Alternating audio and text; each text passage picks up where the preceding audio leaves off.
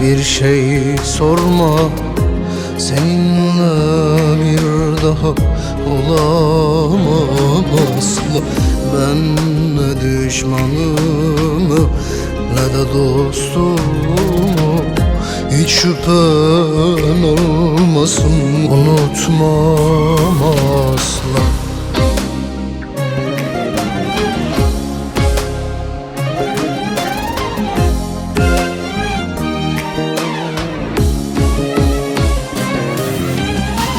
Kabuslarla dolu rüyalarımın, bu bitmek bilmeyen yangınlarımın.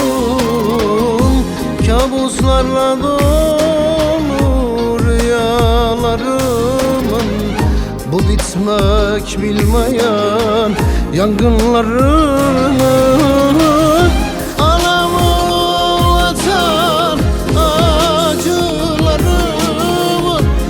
Sebebi sensin, unutmam asla. Anamı ağlatan acılarımın tek sebebi sensin, unutmam asla.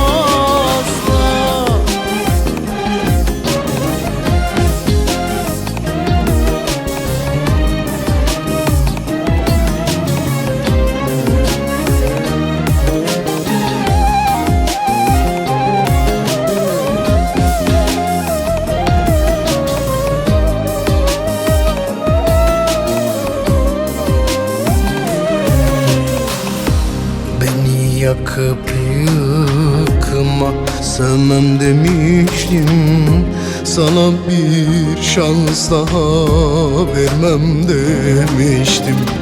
Gidersem bir daha dönmem demiştim. Vefasız hatanı unutmam asla.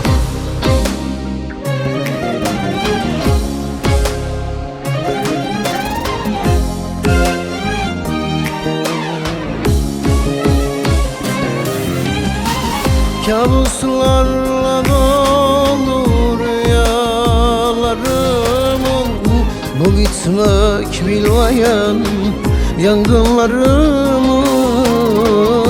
Kabuslarla dolu rüyalarımın, bu bitmek bilmeyen yangınlarımın.